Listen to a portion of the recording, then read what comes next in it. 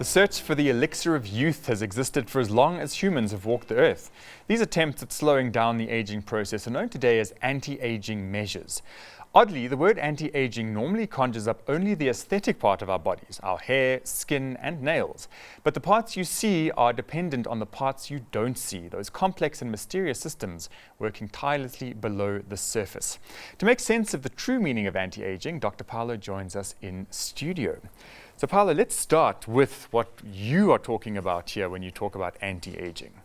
All right, so let's define aging first. So aging, there are many theories obviously, and many different possible definitions, but in a nutshell, it is the progressive dysfunction of body systems over time, okay, and that is due to a number of factors, which include the fact that over time there's a relative lack of nutrients, all right, there's an accumulation of toxins that aren't cleared up, okay, byproducts, dead cell organelles and so on.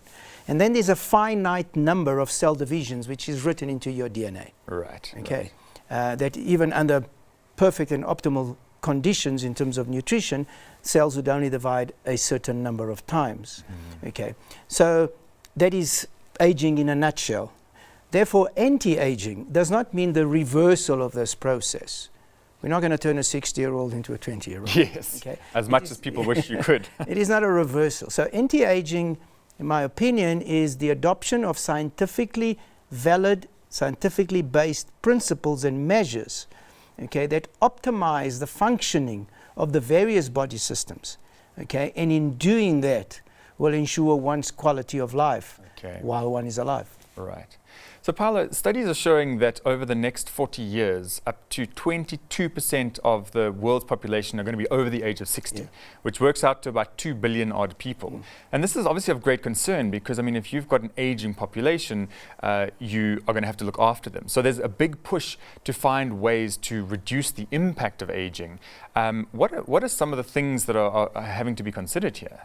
Okay, so as we age in a normal human body, the reduced functionality means that there is an increase in the effects of oxidative stress, there's an increase in inflammation, there is an increase in the dysregulated death of cells, apoptosis, so that system is not controlled properly. Okay. There are now a number of buzzwords going around. Lifespan versus health span. Now there are many opinions and considerations. This is the way I understand it. So your lifespan, due to the limited number of cell divisions that you are given on your DNA, so to speak, your lifespan has to do with how long it is going to take for either that number to reach the limit or for the insults that your body is exposed to over the lifespan to take that toll in such a way that some system will fail and you will not even reach that limit. So you don't reach your full potential. Correct. So that's your lifespan. Health span, on the other hand, my understanding would be that it is the period that you are living and your body is functioning in a healthy way. Right. All right. So in other words, there's no chronic disease presence, for example. All right. So the idea here in anti-aging, because with most humans, the health span is shorter than the lifespan. Yes. So most humans live after contracting chronic conditions, especially because of drugs that are available, pharmaceutical drugs and surgery interventions that are possible and so on. Many humans live beyond the health span, but many of these, if not most of them, are not really having quality of life any longer. Okay. So the idea of anti-aging would then be to close that gap. Right. So that the health span increases. So anti-aging means preventative medicine, for example. Yes. The health span increases and it gets closer, as close as it can be to the lifespan. Okay.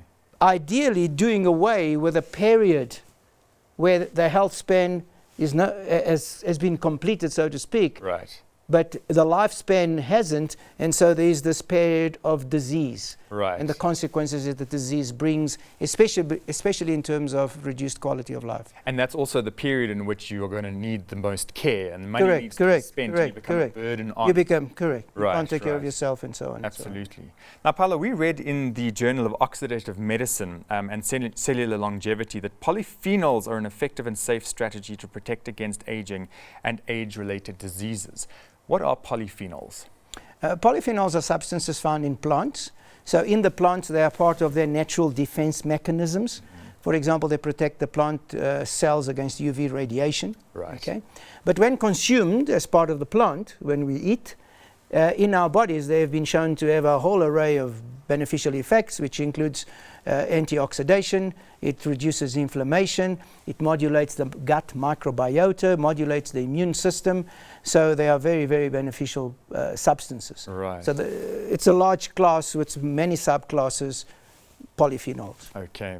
And in this research, they specifically mention resveratrol. Now, we've spoken about this before, so just give us a reminder of what resveratrol is and what it does. So resveratrol is obviously a polyphenol, right? Okay, from plants. It is found primarily in grapes, in blueberries, and tomatoes and spinach, obviously in other vegetables as well. And it has been researched in terms of its positive effects on human biological functioning and health for the past 20 years. Okay, so it's not a new thing. I mean, we hear about these things. They come out in recent studies, but they've been around for a long time. Yeah, 20 years is a long time. Yeah. So, Paulo, let's discuss resveratrol's anti-aging effects specifically. I mean, but maybe give us first an overall sense of what resveratrol does in the body as a whole. All right, so generally speaking, it has plays an antioxidant role. It lowers inflammation and it modulates the immune system. It is known to be protective of both the kidneys and the liver. Okay. And it is known to have an incredible list of beneficial effects on what we call the big four diseases. So in terms of cardiovascular disease, it protects the heart, it reduces atherosclerosis. In terms of cancer, it inhibits the replication of cancer cells and the spread of cancer cells. Neurodegenerative conditions, it improves learning, memory, so it also improves the availability and function of neurotransmitters, as well as the production of new neurons. And then in metabolic diseases, such as obesity, it also plays beneficial roles. Right, so it's very much a dual thing of keeping the mind and the body healthy so that you can live longer. Right. So let's specifically go into the anti-aging or the age-related action of resveratrol. All right, so in terms of the main areas which contribute to aging, which we discussed right at the beginning. So resveratrol will reduce the inflammatory processes, okay? It will bring down inflammation. Okay. Resveratrol is known to be a powerful antioxidant. So it has a positive effect on free radicals, on the formation of free radicals. It modulates the immune system as well, okay?